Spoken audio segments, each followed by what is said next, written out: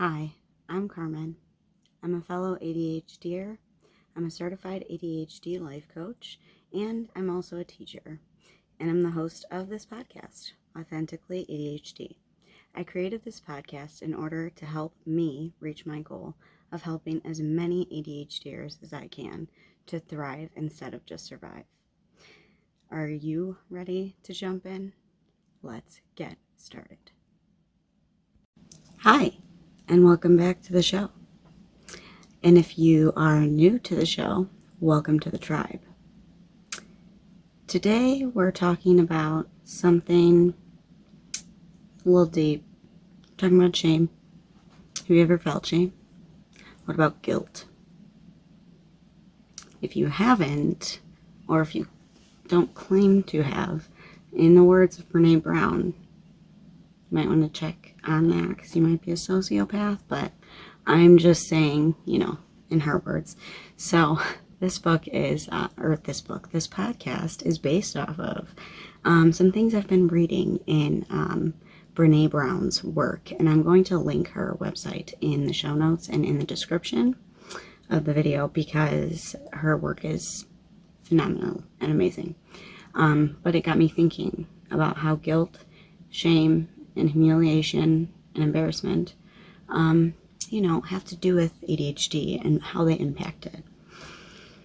So I know that if you're listening to this podcast, you have probably felt guilt, shame, embarrassment, humiliation before because these emotions are primal, and there are actually 12 specific areas of life that we are more likely to feel shame.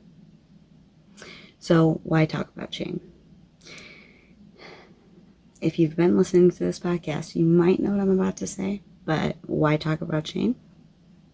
Because when we are in shame or feel shame, it does not fuel our actions very well. In fact, it usually, in my experience, fuels spinning, avoiding, something we call buffering. I have an episode on that. It's just doing anything else but what you're supposed to do. And you're just avoiding and procrastinating, which never in turn produces the results that you want in the end. So today we're going to talk about shame, guilt, and a theory and the 4 key elements of shame and shame resilience. So it's a tool to use against shame. And that is coined by Brene Brown, which I will also link in the show notes. There's also a freebie to follow along. I will also link that in the show notes and description.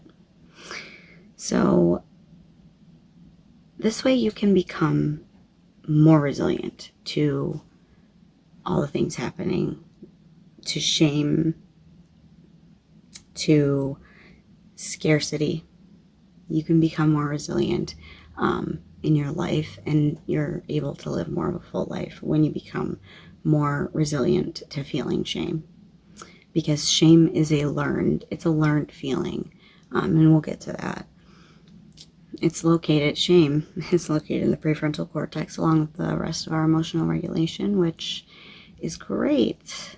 If you couldn't hear my sarcasm there, yes, our prefrontal cortex is it's not developed as much.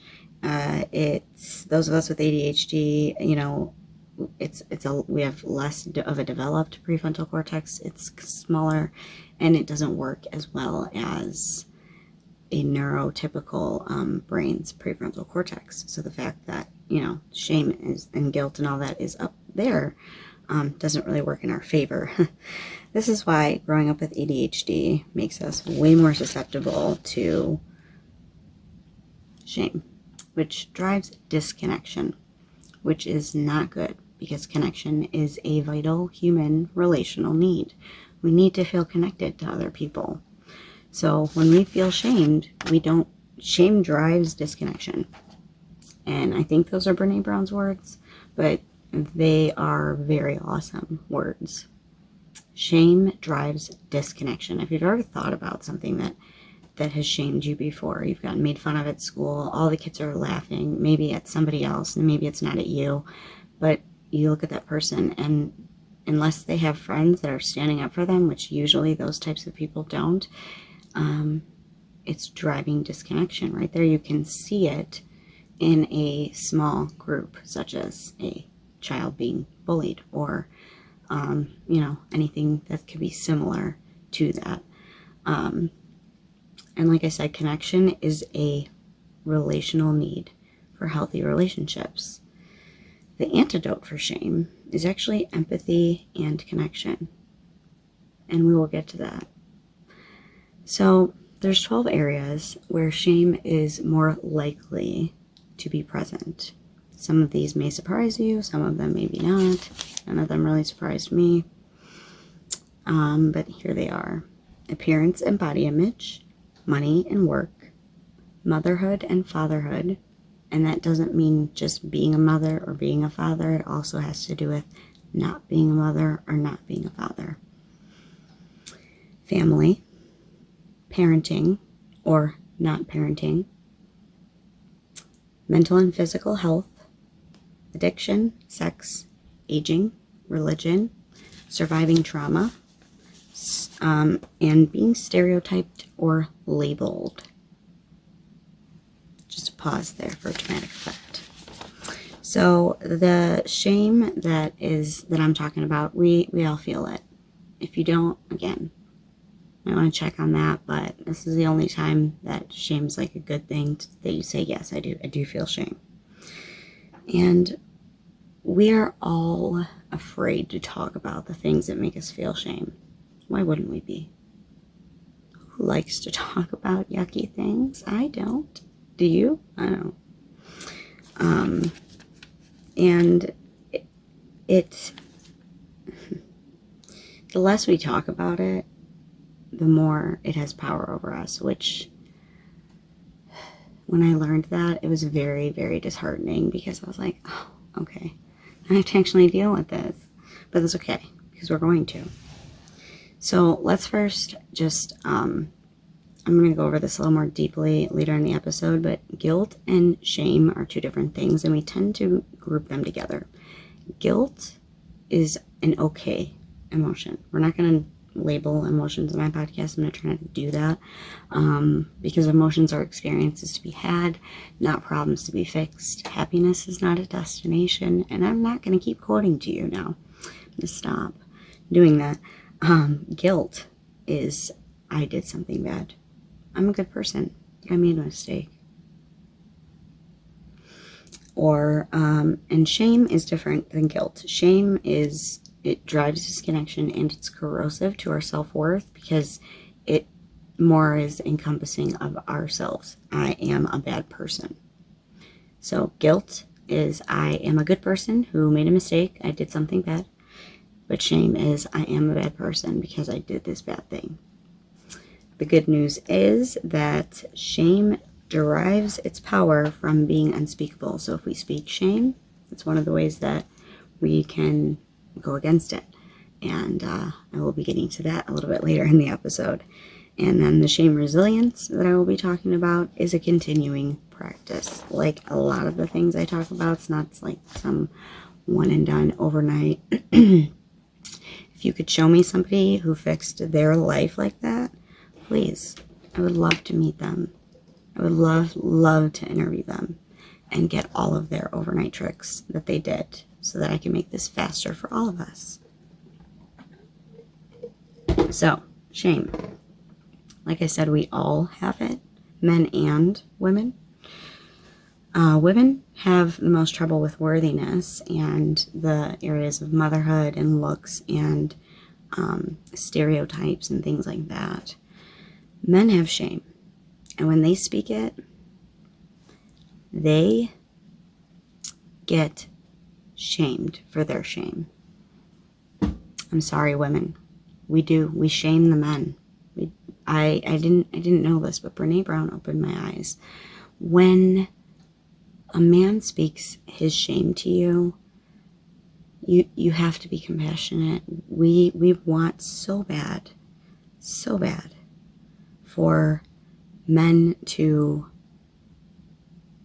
stay that like they are a stallion saving us, We want to be still the woman.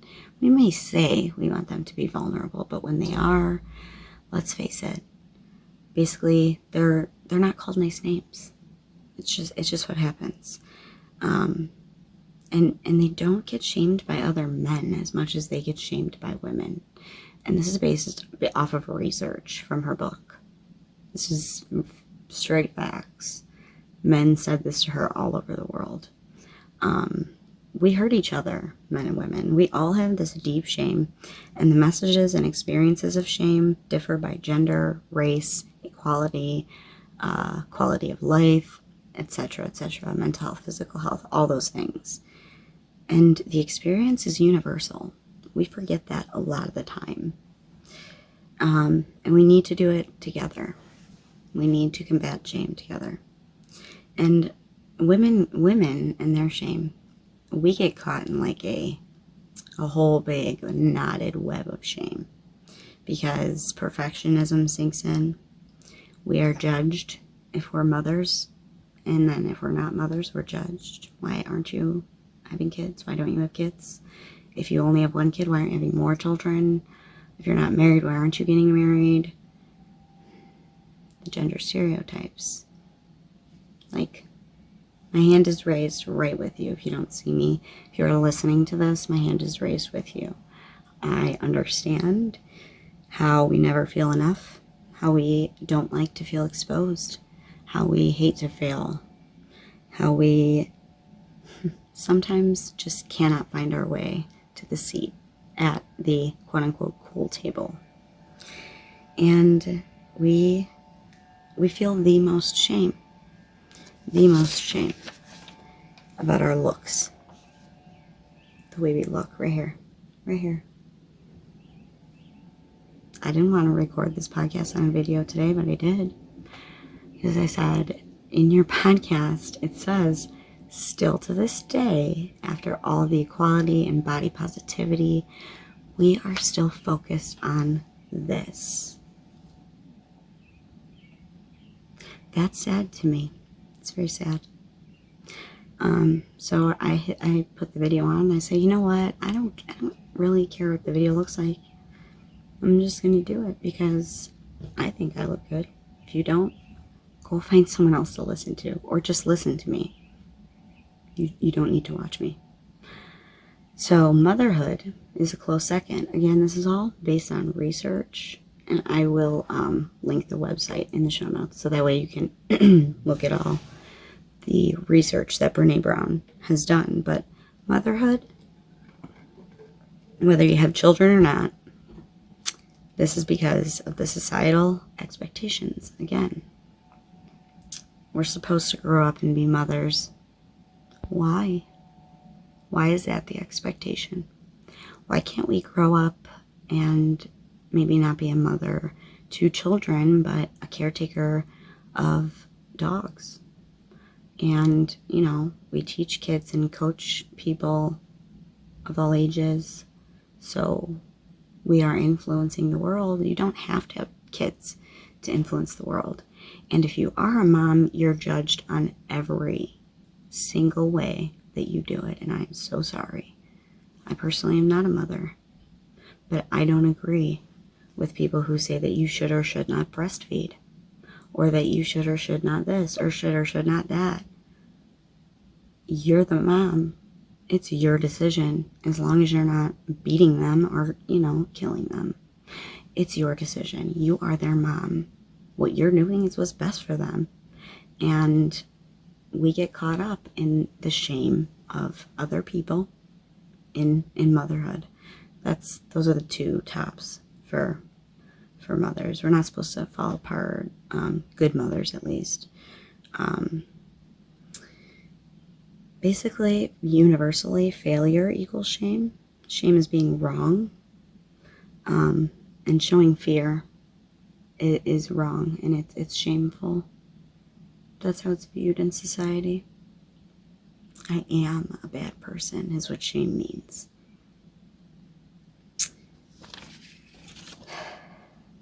Men are stuck in a box of shame. They don't want to be perceived as weak or soft. They want to be open and vulnerable, and we plead for them to let us in all the time. I've been guilty of this, and I'm actually working on it myself. Like I tell you guys all the time, I work on this stuff with you guys right alongside of you. But those moments, we actually don't treat their shame the way we should be treating it. And we get scared, and that's not okay. So one of the quotes from the book was, if you, and a man said this, if you as a man can fake vulnerability, you've got it down. How sad is that? So, I know I don't have to tell you this next part, but ADHD already makes life harder. But the experiences that differ across each of our different lives, with ADHD, those experiences are so often that it affects how we see ourselves and how we see other people and how we see challenges and how we feel about facing challenges. And all of that bases around shame. We don't have a lot of social skills. We mask our entire lives, which is pretty much hiding ourselves, our true selves, which is the opposite of being, like, you're full of shame if you're hiding yourself all the time. We never felt enough because as children we were taught to hide our vulnerability because it's what the adults around us did. So we just did what they did. Joy and gratitude are two of the antidotes to being able to start living into your values again, to build some shame resilience. We struggle with joy because we struggle to know our worth. We are worthy just because we're here. We have a lot of scarcity in our culture, and we're not grateful for what we have a lot of the time.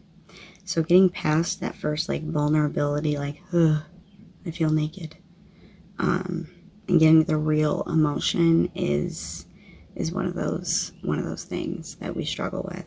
We also struggle with perfectionism. It's unhealthy. It's not striving to be your best self, and it's destructive.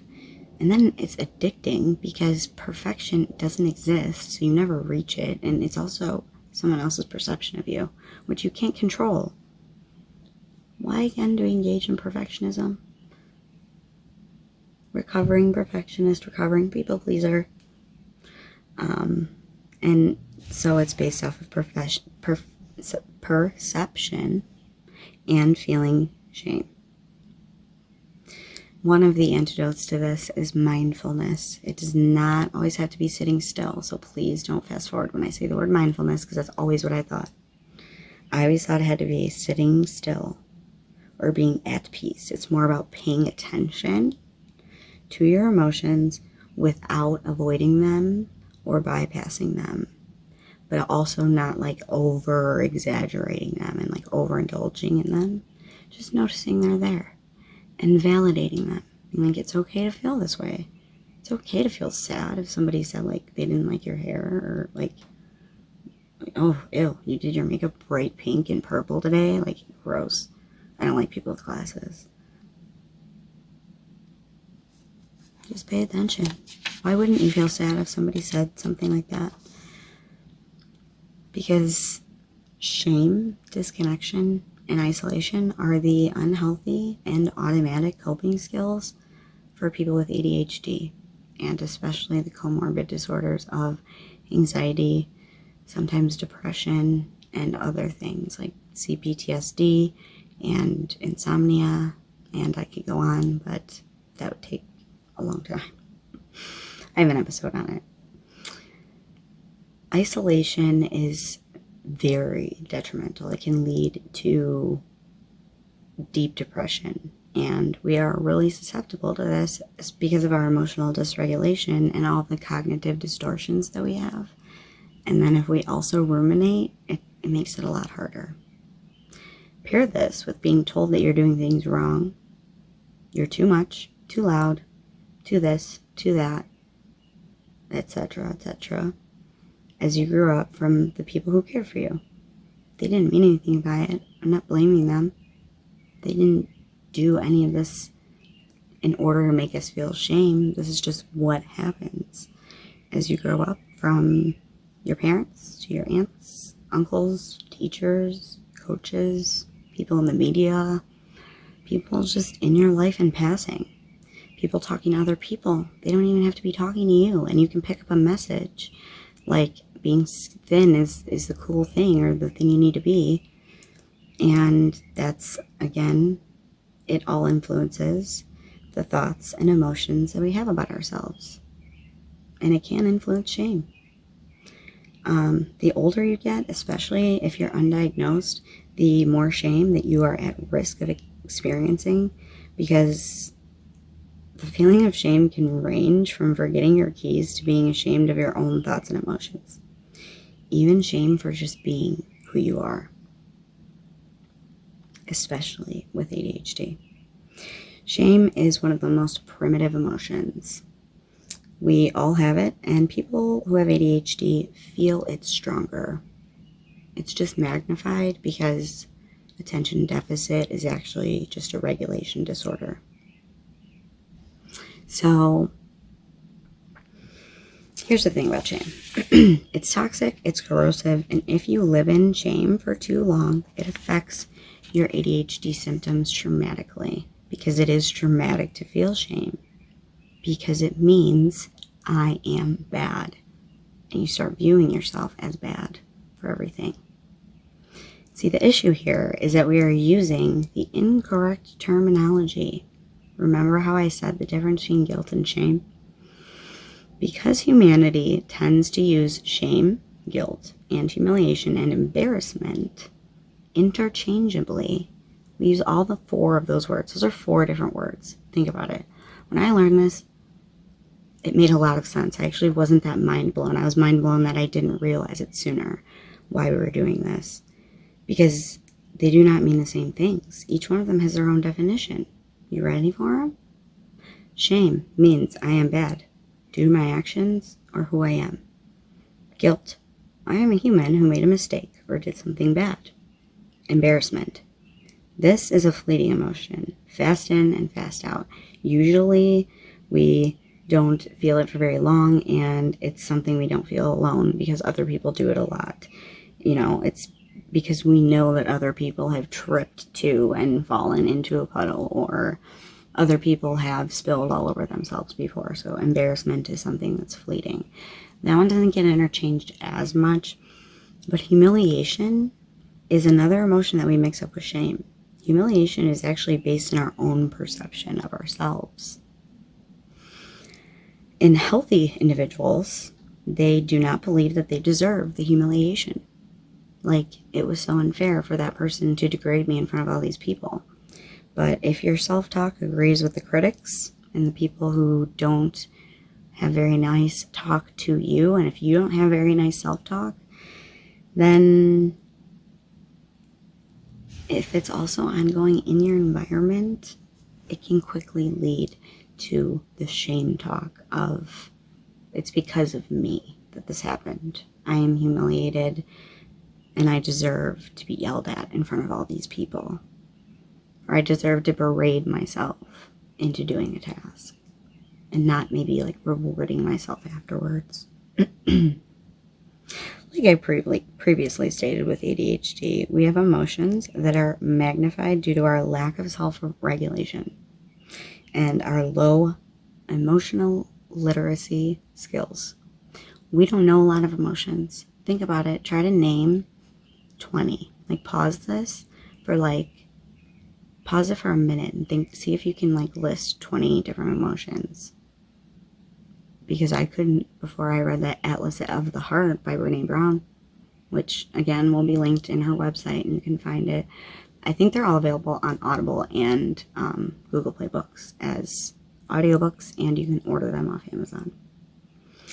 So when we do not identify, address, process and feel through the shame, we are so much more likely to develop depression, anxiety, and more crippling symptoms that inhibit us from reaching our life goals.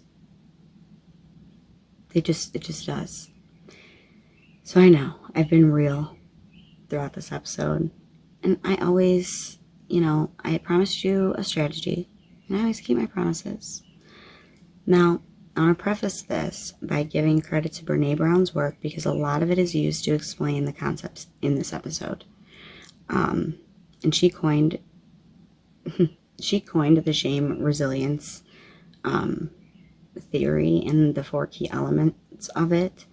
And again, I'm going to link everything in the show notes because all of her books are amazing. I have listened to them personally. I've listened to them all more than once, and I'm a big fan. So, how do we develop shame resilience?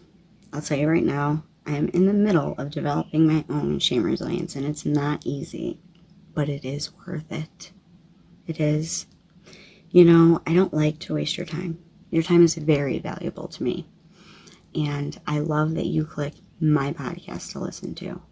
That's why it's so important to hit that follow button, to hit the little bell, to rate and review and share the podcast if you find it helpful and useful, because this doesn't get out enough. This doesn't get spoken about enough. It really doesn't.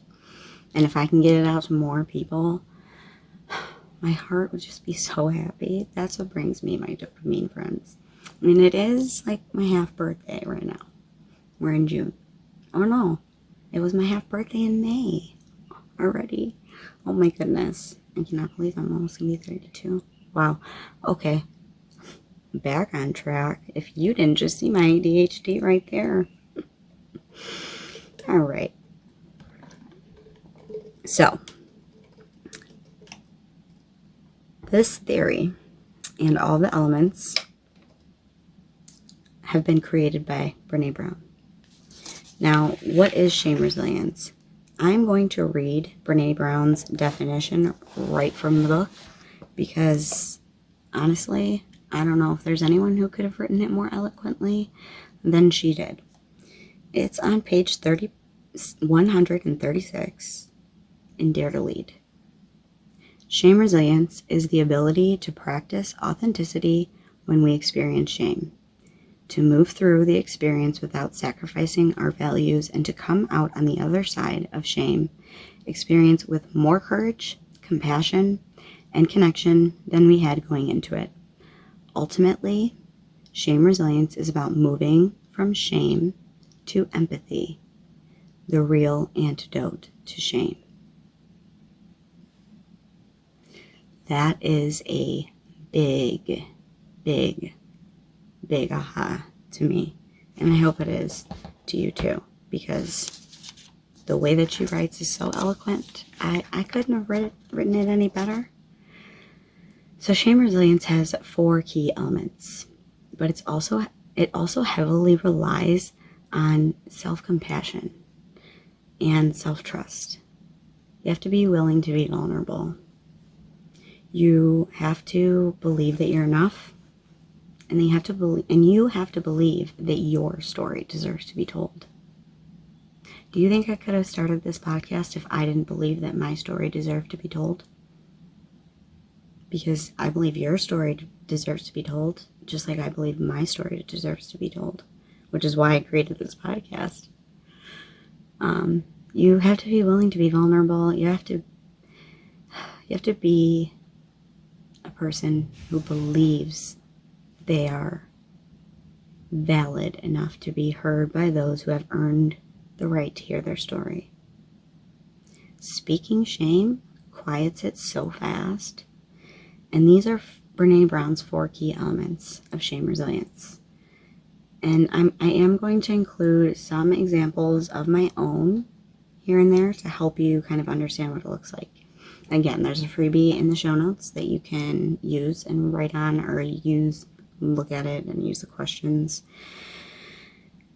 If you want to dive all the way into all of this, I would just suggest using the link in the show notes to buy her audiobooks or her regular books, whatever way that you like having them. I own Dare to Lead and one of her other books that I forgot because my memory is not great, on both Google Play Books, and I have paperbacked and all, you know.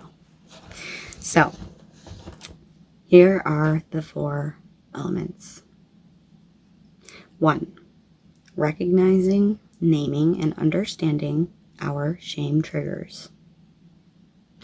This took a while for me to recognize, but I used to recognize a while for me to realize that I had triggers for shame, and my triggers for shame were being a failure, receiving criticism, and not being good enough. And I also had triggers that I've gotten over, like negative comments and things like that, but they were all about, again, my looks. And another one is me not being a mom. I feel like I don't have the right to say that I am so busy when I'm not a mom. And there's other people that are way more busy than I am. So number 2, identifying external factors that led to the feelings of shame. So, what happened that made you feel shame? What did this person say that made you feel shame? I have felt shameful before when my friends give me feedback.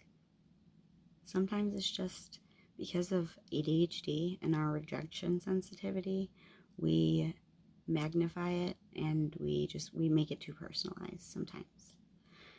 Number 3 is connecting with others to receive and offer real empathy. If you don't believe that you practice real empathy, I am going to go into this in a future episode because I started to explain it and I was like, this could be a whole episode, so I'm not going to do that right now. But there are different ways that you can figure out how to connect with others to receive and offer authentic empathy. And number 4, again, the biggest thing that kills shame is speaking about our feelings of shame with others, sharing our feelings of shame with others. I used to feel shame that I recorded a podcast about ADHD. When I tell people that I do that, they're like, that's so cool. And I used to feel shame about it. Why? I have no idea. So, again, just for a little recap, because sometimes our brains need that. Shame resilience is recognizing shame and knowing its triggers, practicing critical awareness and knowing reality so that you can identify the external factors that are leading to your shame. Number 3, reaching out and connecting with others to receive and offer that empathy that we need. And number 4, speak your shame to kill it. Because that's what we want to do, right? So make sure you click all the buttons and you can catch the freebie in the show notes. You can sign up for a free coaching call with me in the show notes. And you can also find a link to sign up for none other than Kristen Carter's program. Yes, Kristen Carter of the I Have ADHD podcast. She has a program, it's called Focused, and it's for adults with ADHD. And it's super ADHD friendly. And if you use my link to sign up, you get money off, and so do I. So it's like win-win. That's all I have for now, friends. Stay authentic, and I'll talk to you soon.